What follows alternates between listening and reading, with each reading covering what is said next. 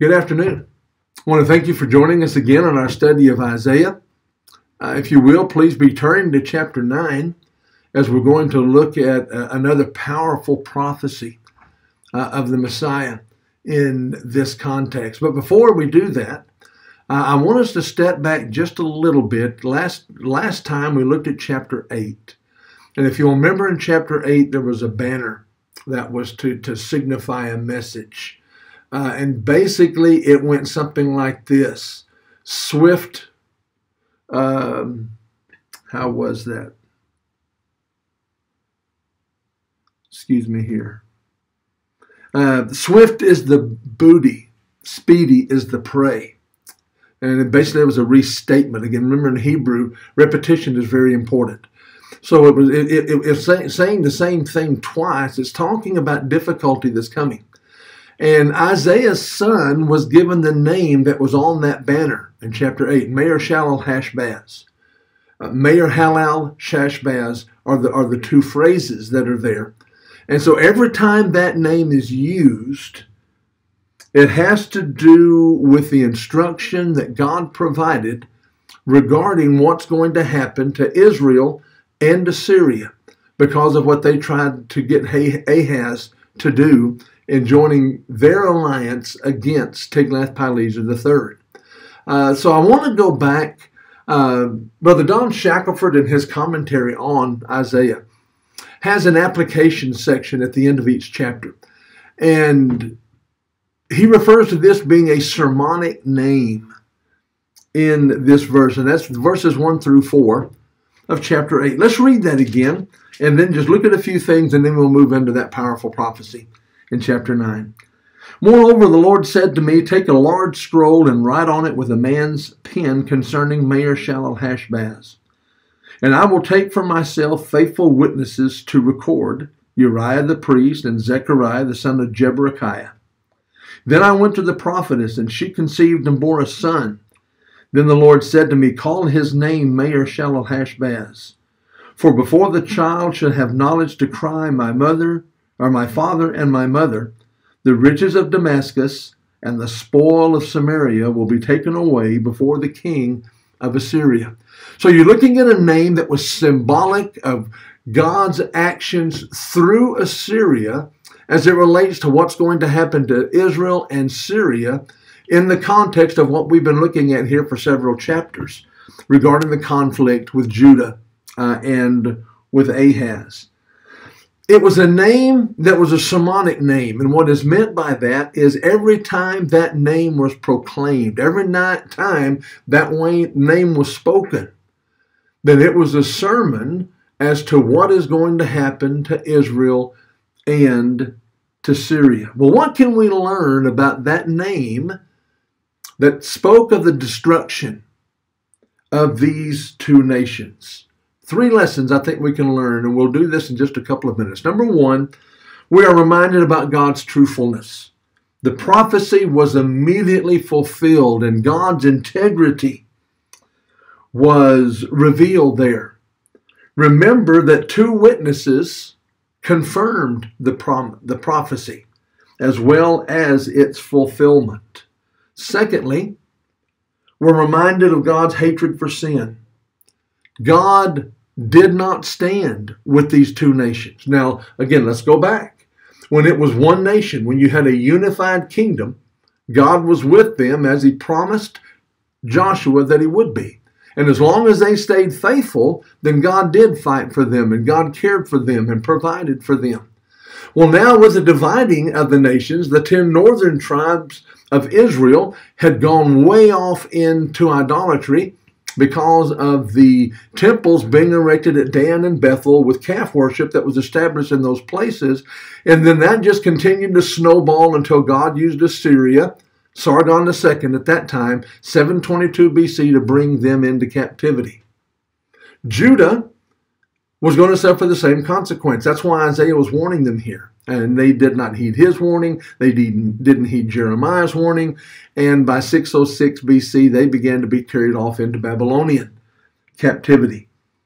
Well, God was not going to stand with Israel. He was not going to stand with Syria because of their alliance. guidance against Tiglath-Pileser III. They chose to go their own way rather than following the guidance that God provided for them.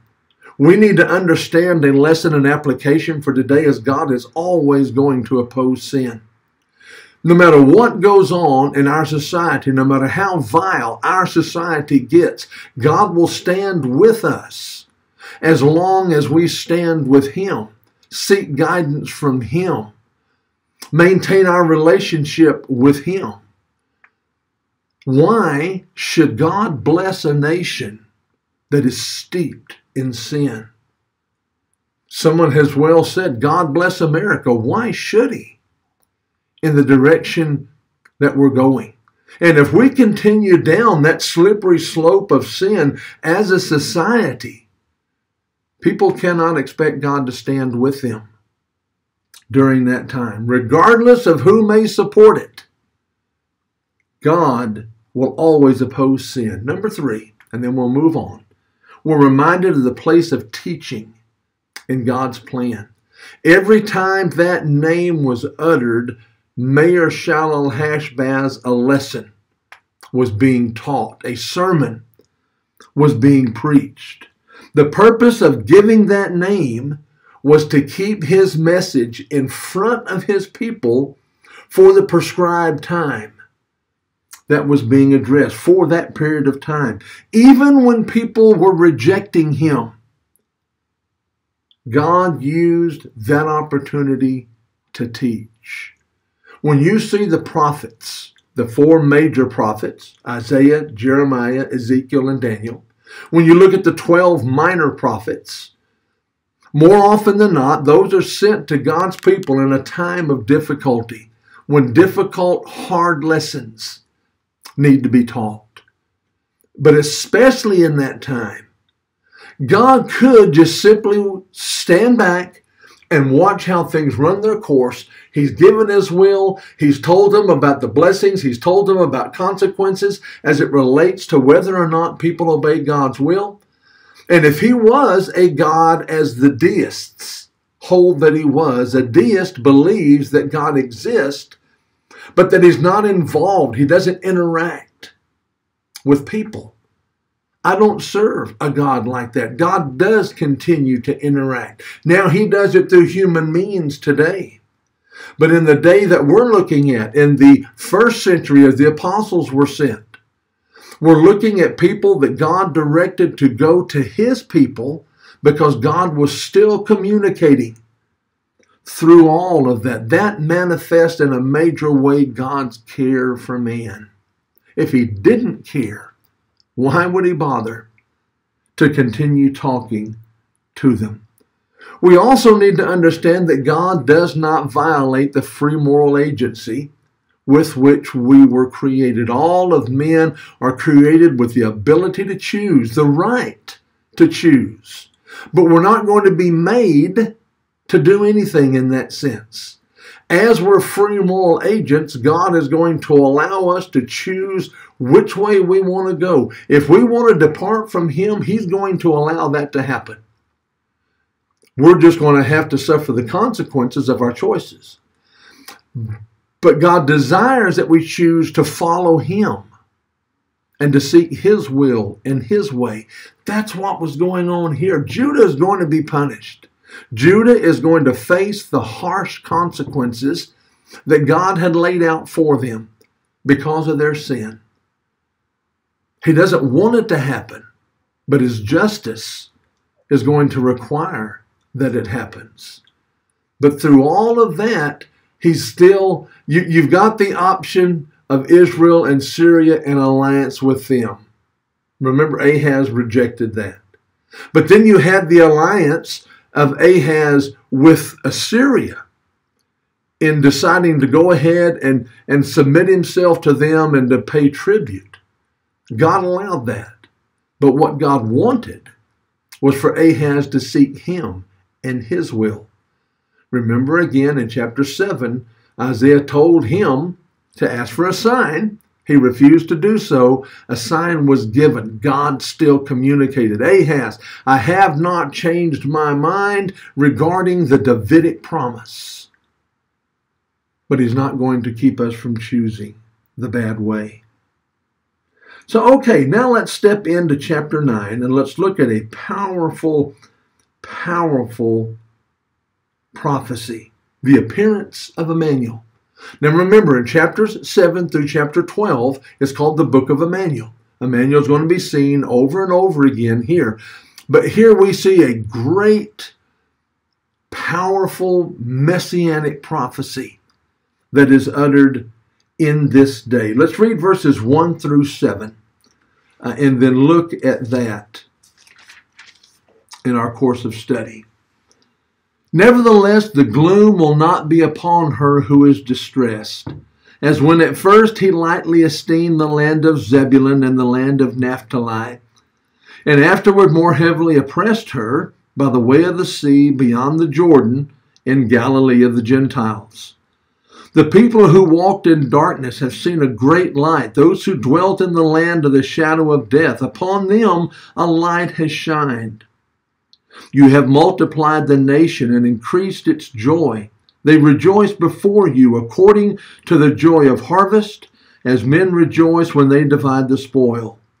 For you have broken the yoke of his burden and the staff of his shoulder, the rod of his oppressor, as in the day of Midian. For every warrior's sandal from the noisy battle and garments rolled in blood will be used for burning and fuel of fire. And here we go. For unto us a child is born, unto us a son is given, and the government will be upon his shoulder, and his name will be called Wonderful, Counselor, Mighty God, Everlasting Father, Prince of Peace. Of the increase of his government and peace there will be no end upon the throne of David and over his kingdom, to order it and establish it with judgment and justice from that time forward, even forever. The zeal of the Lord of hosts will perform this. Verses 6 and 7, such a powerful lesson. Chapter 8 closed with a message of distress and gloom. Remember, we're talking about kind of a roller coaster ride through the book of Isaiah. You've got at times when it sinks way down into the depths of captivity and bondage and burdens and punishment. And then you see a high spot where he talks about the remnant or some sense of hope, or quite often messianic prophecies that are delivered in these times. Chapter 8 closes with doom and gloom. Chapter 9 opens with the dawning of a new day. The promise that not everything is bad as it relates to these things. This is a forecast of the coming Messiah. Again, remember, back in chapter 7, he's depicted as Emmanuel. Matthew chapter 1, verse 23, again, shows that to be a messianic prophecy that's going to come through. Now, there are those who deny this is messianic, but they're few, and the arguments come very late as that goes. Well, verses 1 and 2, Zebulun and Naphtali were given tribal territories north of Mount Carmel. Now, a good way to remember where Mount Carmel is I want you to imagine holding your hand like this. Let me show you this way with a thumb. I want you to imagine this being the Mediterranean coastline. And there's a little piece of land that sticks out like a thumb way on up there to the northeastern portion of the Mediterranean Sea. And on that thumb is where you're going to see Mount Carmel. Remember, that's where Elijah had that great conflict with the prophets of Baal regarding calling their God to light the bonfire that was set up. Well, Zebulun and Naphtali were given territories just north of there and then just west of the Sea of Galilee. And at that time, these areas contained a mixed population that caused them to be designated as Galilee of the Gentiles.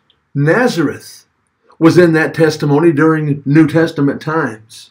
But a new idea of Gentile involvement in the time of hope is probably what is being addressed here.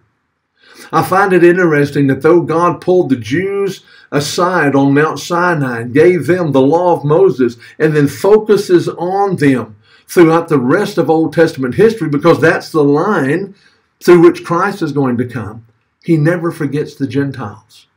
You've got the book of Jonah. You've got the book of Nahum. You've got references such as this to see Gentiles are still in God's mind. Remember that the promise made to Abraham in Genesis chapter 12, verses 1 to 3, was that through his seed, all the nations of the earth would be blessed. How sad in the time of the first century that they had allowed the Pharisees and their tradition to twist things so that the Jews saw themselves as that seed promise. Remember in the book of Galatians that Paul had to correct them by saying seed as of one and not seeds as of many. He had to show that it was messianic. Now, as we move into the New Testament, you move into the book of Acts, you see that they begin in Jerusalem.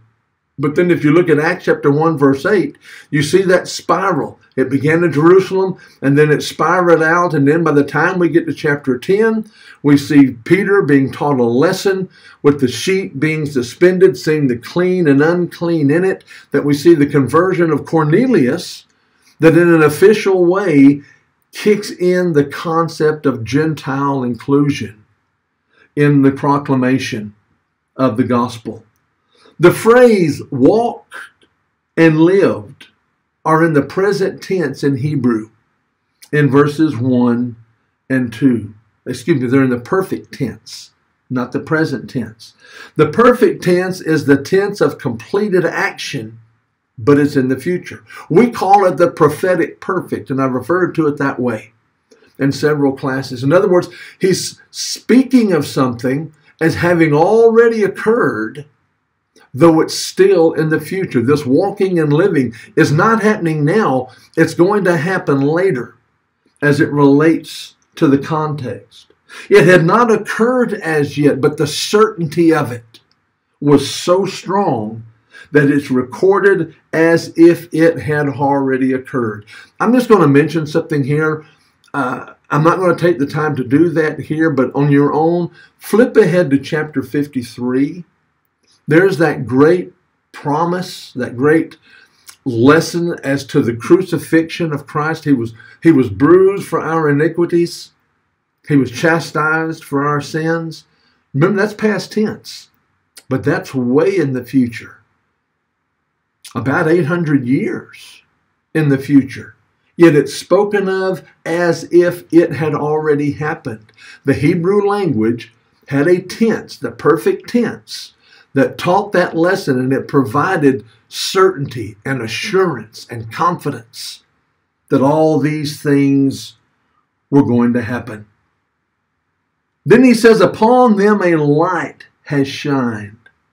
In John's prologue, John chapter 1, specifically in verse 9, Jesus was proclaimed to be that true light. In John chapter 8 and verse 12, remember there the words Jesus says, I am the light of the world. And I do not believe that it's just happy coincidence that those things are being addressed here. We're looking at something that is messianic in nature.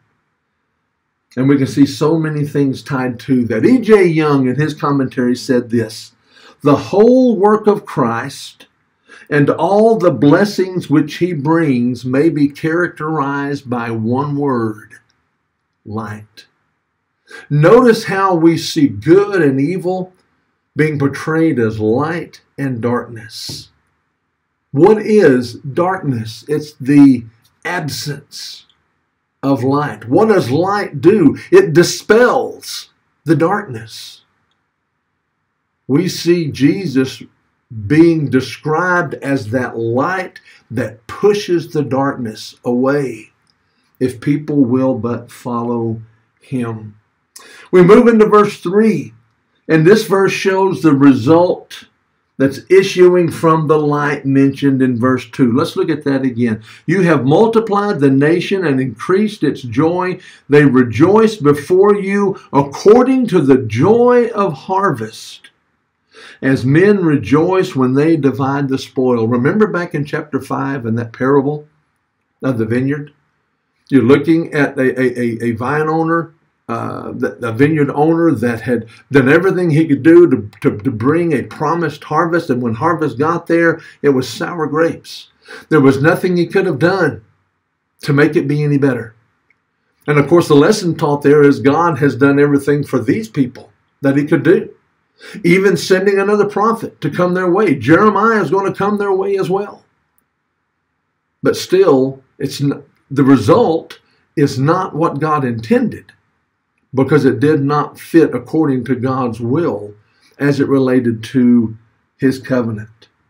Gladness and rejoicing were going to be things that will be seen in a beautiful harvest or in a victory against one's enemies. What is going to bring about that beautiful harvest? What is going to bring a sense of rejoicing? It's going to be Christ coming into the world to deal with man's problem of sin. Verses 4 and 5. Commentators indicate that there may be two historical references here. The first recalls Egyptian bondage, and that's reflected in the words yoke, burden, shoulder, and oppressor. The other may refer to the defeat of Midian, and that's recorded in Judges chapter 6 through 8. Part of the problem, and I was discussing this with somebody at school the other day, part of the problem is, as we look at commentaries dealing with this time, we don't have a lot of historical pegs to make sure we understand what's being spoken of at a given time. And so at best, we can say, I think it refers to this time frame as far as fulfillment. Now, at other times, we do have those historical pegs. We can know what's being spoken of and when it occurred. But I don't know that we can nail down these two events that he's talking about here in these two verses. As a matter of fact, it doesn't do any harm to the context.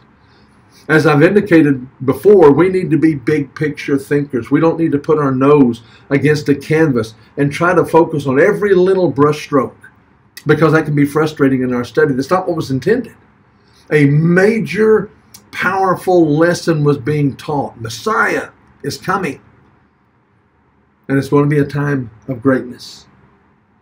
Verse 6, the importance of the word child in that verse is seen in the fact that in the Hebrew language, it's the first word of a sentence. When you look at Hebrew rhetoric, there's a lot of different ways that lessons were taught. I've talked about chiasms in the past, and you're looking at lessons that form kind of a V laying on its side with points leading up and points leading away. You're also looking at poetry, Hebrew poetry. You've got lines that agreed with each other, lines where the second line completed the first line, or lines that stood in antithesis to one another. All of that had to do with parallelism, and all of those were effective ways to teach in the Hebrew language. Well, remember that repetition was key. Isaiah chapter 6, holy, holy, holy. That's the way to say holiest. That's how we would say it today.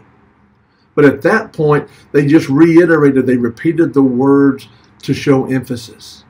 Well, here you have another Hebrew rhetorical device that puts the important word as the first word of a sentence. And that's what occurs here. Here he's described as a ruler from the line of David. Now remember, that ties us back to chapter 7 and verse 14. This one who was to come, this child that was going to be born to a virgin, was in the Davidic line, and God was sending a message to to Ahaz, saying, you're in the Davidic line, stand up and be confident. But he didn't do so. The language used indicates, however, that he would be seen in a different way than those naturally coming from David's line. Now, we've mentioned this in the past, but let's nail this down again. When you look at the 10 northern tribes of Israel, there were 9 different dynasties of kings. In other words, 9 different families that ruled. Certain descendants would go down through, and then you would have a dynasty shift, and then several of his descendants would rule. That occurred 9 times in the 10 northern tribes of Israel. But in the 2 southern tribes of Judah, there was one line. It was David. Genesis 49:10, the scepter shall not depart from Judah. 2 Samuel chapter 7, God's going to keep that line pure.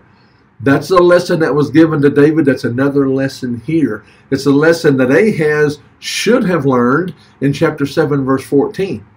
And it's reiterated here to show that something a little bit different is going to happen. As a matter of fact, we're going to see that it's a lot different. The nature of the kingdom itself was entirely different. It was never intended for God to literally sit on David's throne, for Jesus to literally sit on his throne. It was a spiritual reign. It's the church that's being spoken of. It dealt with authority. It dealt with ownership. It dealt with sovereignty. All of those things were key. This again is a problem that I have with what many believe in premillennialism today, where they indicate that at some time yet in the future, Christ is going to come back and he's going to sit on David's throne for 1,000 literal years. It's never the way it was intended to be. As a matter of fact, Jesus said, my kingdom is not of this world, or my people would fight. It was never intended to be that. But even the disciples never fully understood that, at least until the time that Jesus resurrected or ascended. Because there in Acts chapter 1, they basically asked the question, will you at this time restore the kingdom? They had been taught for so long, well over 400 years. It was twisted that Christ was going to sit on that throne. That's not the point at all. And that's what's being seen in this context. The word wonderful is often used in the Old Testament to describe those things associated with God that are supernatural and extraordinary. Now, this might be a good point, a good time also to make this point. We've got about 3 minutes for our time today. Depending upon what version you use, the commas are in different places. One of my students this morning called to quote, this was the memory work for that week, was Isaiah chapter 9, verses 6 and 7. And where the New King James says, wonderful, comma, counselor, comma, that's 2 words. But the New American Standard translates it as wonderful counselor. It puts it together in one thought. Doesn't do any harm here again, but it's giving you different ideas on things that are based probably largely on different manuscripts. The New King James and the New American Standard are based on 2 completely different manuscripts there. But I'm going to follow the New King James model. He's called wonderful. He's called counselor. He's called mighty God. He's called everlasting Father. He's called Prince of Peace. There in verse 6. Mighty God points to his divinity. That's exactly John's point. In the beginning was the Word was with God, the Word was God. He's called everlasting Father. Young indicated that the quality of fatherhood is defined by the word everlasting or eternal. In the Old Testament, God is called Father 8 times, and he's compared to a father in 7 additional verses. But the fatherhood of God is a message that is much more prevalent in the New Testament, particularly in the words of Jesus. He's called Prince of Peace. Walter Kaiser indicated that the word peace is more than usually thought. It comes from a Hebrew word that the root meaning was the word whole. And so therefore peace speaks of wholeness and soundness and health and well-being. Someone has well said that peace is not the absence of trouble, but it's the presence of God even when we have trouble. Oh, powerful, powerful thoughts. So therefore, we can have peace. We should have peace, even in times of adversity. Remember the number of times that the Israelites complained in the Exodus over and over? They had no peace in their life because they weren't allowing God to come through in their thinking. But then let's close just a few seconds looking at verse 7. And Lord willing, next time we'll pick up in chapter 8, going back again to a dark message. According to the prophecy, there would be no end to his reign. The emphasis upon the never-ending nature of his reign makes it clear that Isaiah is not talking about another human king here. They're going to rise and fall. Christ is going to be the last king as it relates to the New Testament church. At one point, according to 1 Corinthians chapter 15, when everything is done, then Christ is going to turn the kingdom back over to God, and he's going to place himself in submission with us. Look about 1 Corinthians chapter 15, verses 28, 29, somewhere in that context for that idea. He was referring to the final king. In Matthew's gospel account, this is associated with the earthly ministry of Jesus. Matthew chapter 4, verses 12 through 17, which followed his temptation. I want to thank you again for your joining us for this study. I'm hoping that I'm whetting your appetite for more study here. There's some powerful lessons. We're going to move through passages sometimes more quickly. Sometimes we're going to slow down as it related to this one because they're so key. But until next time, God bless you.